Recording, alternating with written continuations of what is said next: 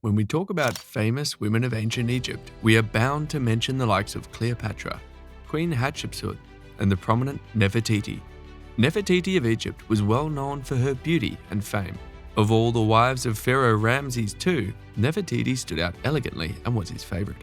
Unfortunately, after her demise, her mummy and tomb simply vanished, never to be discovered. However, some disturbing secrets were discovered about Queen Nefertiti, which we shall unveil in this video.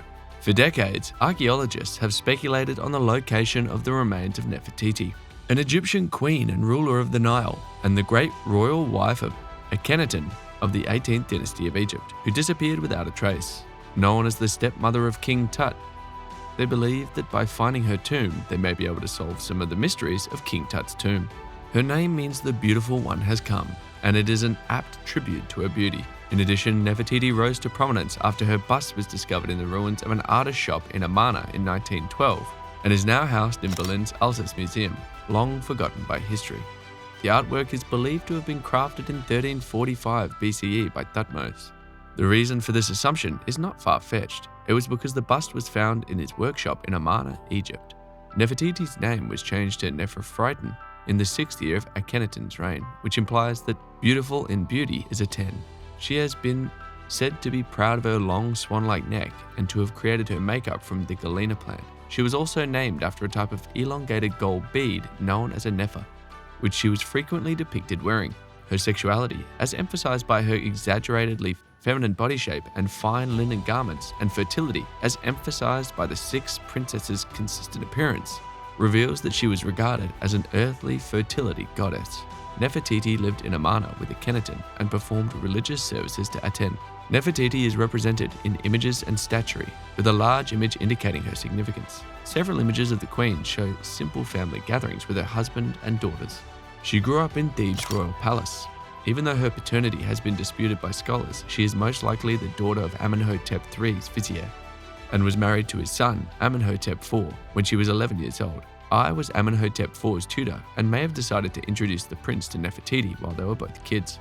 Although the exact year of her marriage to Akhenaten is unknown, it is established that the couple had 6 daughters: Meritaten, Meketaten, Ankhesepen, Nefertiti, Tasheret, Nefertfura, and Setempenra, but no sons. With his lesser wife Kia, Akhenaten had 2 sons, Tutankhamun and possibly Smenkhare.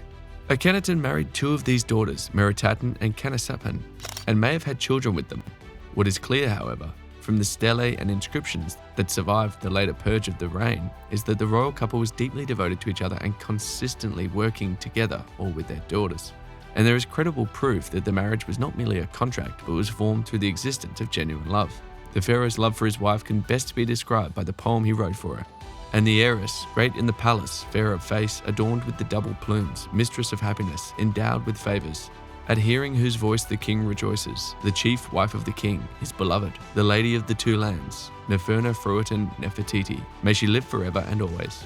Akhenaten also cut various temples as a tribute to his wife, and there are a lot of depictions of Nefertiti in them, and her appearance is almost 2 times more impressive than that of the pharaoh. She is also seen performing pharaonic roles, and certain depictions show her in battle, destroying her enemies, and her throne is adorned with captives, as depicted in the book Akhenaten, the Heretic King.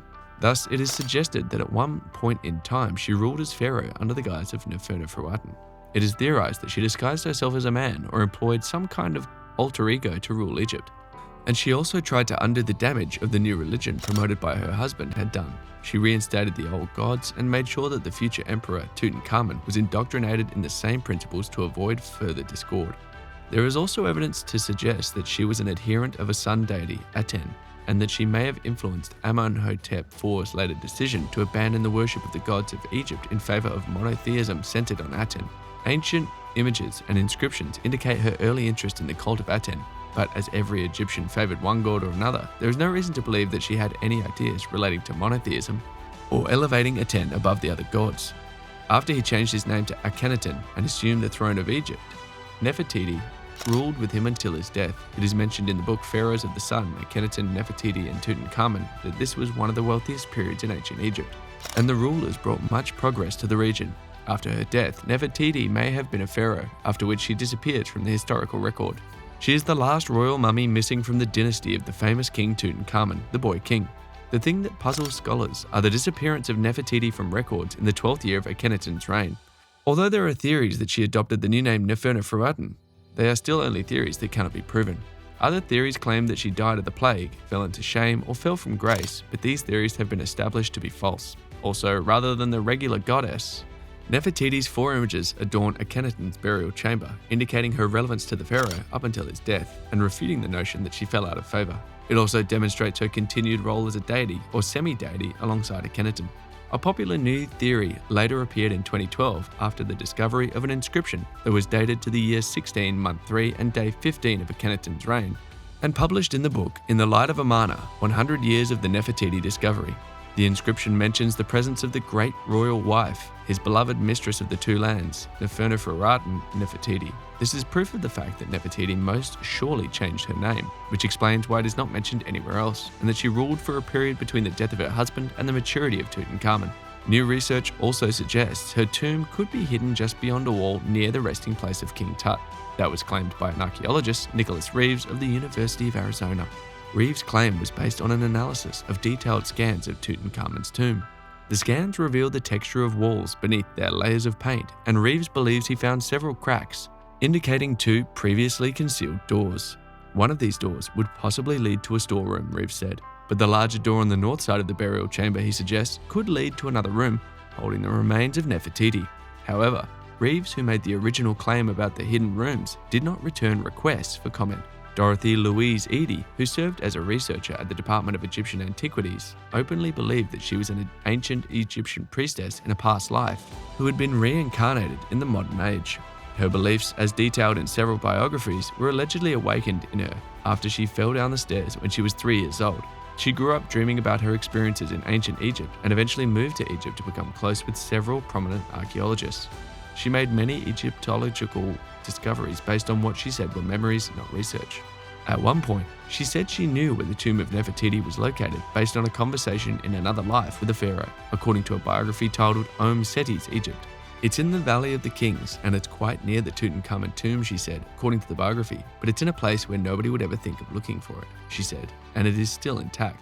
The Egyptians religiously kept records of the reigns of their rulers, so the ambiguity in the case of Nefertiti confuses and befuddles scholars. A consequent effort has been made to look for the burial site of Nefertiti, both in Akhenaten's tomb and in Tutankhamun's tomb. However, to date, no concrete evidence has been found, and the research is still ongoing in that field. But the mummy of Nefertiti, the famous and iconic Egyptian queen, has never been conclusively found. Archaeologists hoped that one day the mysteries surrounding Nefertiti would be answered, and they would have a clearer picture of what truly happened to Nefertiti and how her interesting story ended. Do you think archaeologists will have a breakthrough in locating the tomb of Queen Nefertiti, who mysteriously disappeared, or should they leave the dead alone? Let us know your thoughts in the comments, like and subscribe for more historical videos. Thank you for watching.